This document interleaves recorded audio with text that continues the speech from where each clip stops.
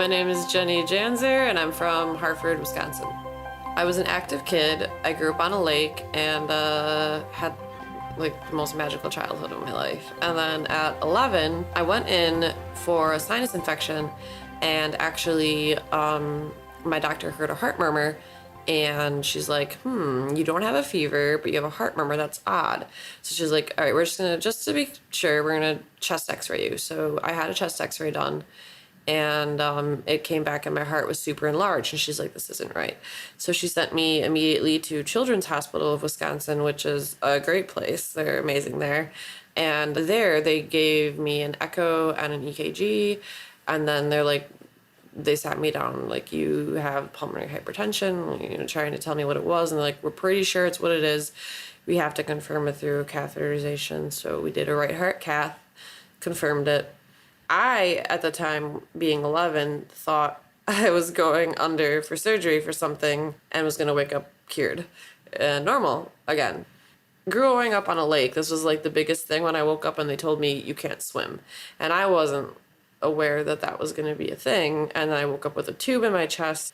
I got lucky. I was one of the lucky ones that was diagnosed right away. So I got very lucky with that. And I got diagnosed young, which I think is lucky because I think my heart has adjusted to being with the really high pressures. Growing up with it was pretty miserable. And I didn't talk to anyone else with PH really, except for the two people that it was very odd. Two other kids were diagnosed at the same time in the hospital with me at the same time, having central lines put in at the same time, the three of us. The one girl, she was about a year older than me. She ended up not responding, and she passed away after her parents each donated a lung to give her a lung transplant. And then my friend Steve, who we got close-ish, and then we were like on the same meds. We kind of had the same track, and he passed away too after a lung transplant in Madison,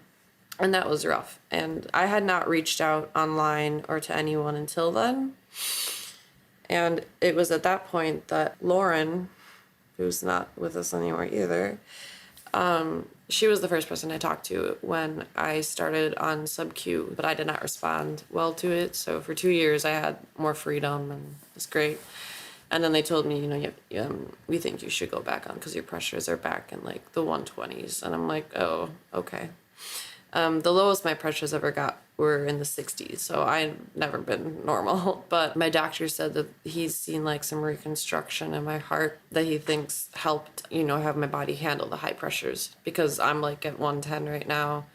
And I was just recently given another, you have 1 to 2 years to live thing if you don't get a lung transplant, but I've heard that before, and I am just gonna keep fighting. First, I was like, as a teenager, like 14, I was depressed. I wore all black. I was like goth, in denial of it, and hated the idea of having it. And I just wanted to be normal. I'd like hide my pump. I wasn't on O2 then. I've had it 15 years now. So before I was on the O2 and whatnot, I could kind of hide that I had it. But like in middle school, this was messed up. They shouldn't have done this. They actually, when I was in the hospital for 9 days when I first was diagnosed, they got just my class, like in middle school, but it was still a decent amount of people together to tell them. They had like a assembly to tell them, okay, she's gonna come back, she's sick, don't touch her or bump her in the hallway. They really overdid it. So when I came back, kids treated me like I was diseased and like, don't touch her, you're gonna get sick. I just didn't have friends in middle school, and I've kind of like blocked that whole time out. And then in high school, I just got really like depressed and gothic and weird about it, and I didn't want to meet other people. My mom would always print out like inspiring stories. I'm just like, I don't even want to hear about it. I just wanted to pretend I was normal. Lauren was the first person I reached out to when I transitioned to sub-Q, because I was nervous about it. I was like, it's a new med, My parents were super amazing support system through the entire time. But then meeting Lauren, it was just amazing. She was so great. And I never actually got to meet her. So that really bummed me out too.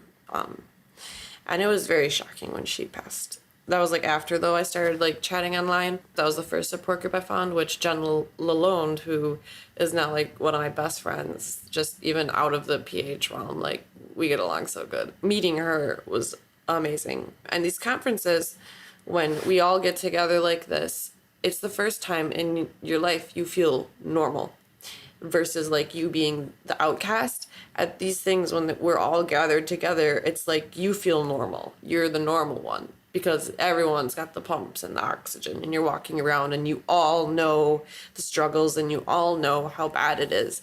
So it's really empowering to get together with these people, and I think that's like one of the biggest things. And like I wish I would have reached out when I was younger, and maybe I would have been less depressed, you know. The doctors, even if they tell you, like I was told 6 months when I was first diagnosed, and I've lived 15 years and I'm still kicking. I was just told, you know, 1 to 2 years again, but I refuse to listen to those numbers, and I'm just gonna keep fighting. And I don't know, a lot of patients, I feel like I try to be really open and like friendly so that a lot of patients feel comfortable talking to me, because I remember just being so alone and hating it. So now people have told me that, like, you know, oh, you were the first person that like I talked to or reached out to, and that means a lot to me, because to know that I was like the, you know, because that's who like Lauren was to me. It's kind of like vain and stuff too. I remember there were days like I'd wake up for high school and I'd be so blotchy, I just looked disgusting. It looked like a pit bull had mauled my face or something, and I'm like, I don't want to go to school looking like this. Like I you know, people be like, oh, there's a diseased girl, and like and you know, people are more mature now and they don't do that. But I even still get weird things like at concerts and stuff. I'll have my oxygen with me. I'll go to concerts still. I'll go in the pit and in the punk mosh pits and stuff with my oxygen. I've got a lot of good friends that look out for me too, though.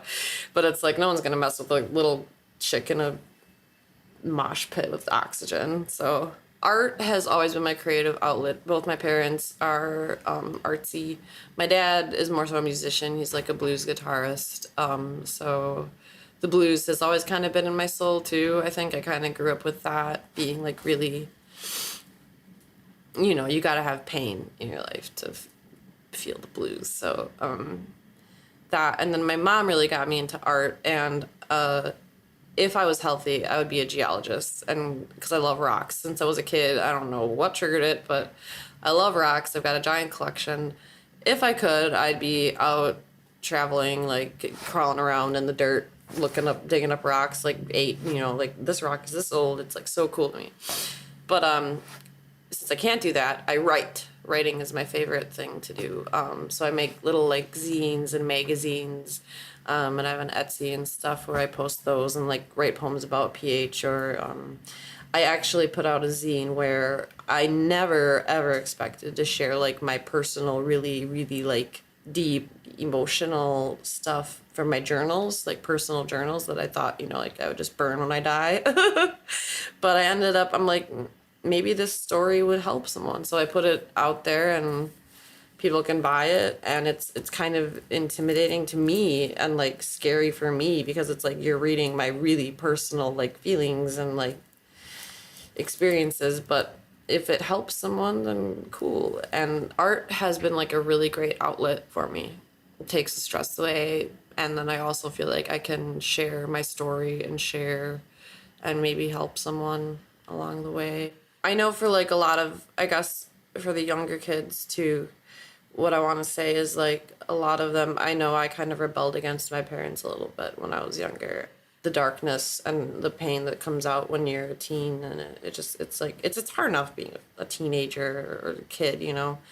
And just the relationship you build with your parents. Like I just want to just like thank and say how much my parents and my sister have been like the biggest support system.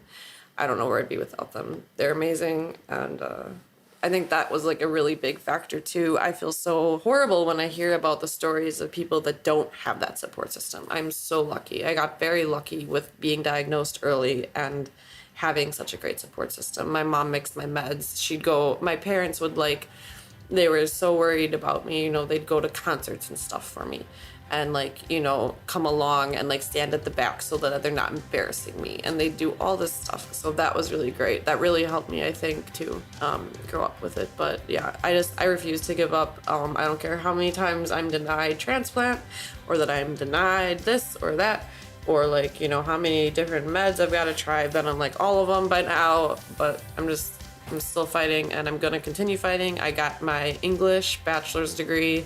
I finally got it. It took me 7 years to get, but I got it, and you know, it's possible. And I think that's really important to tell people. I am Jenny, and I'm aware that I'm rare.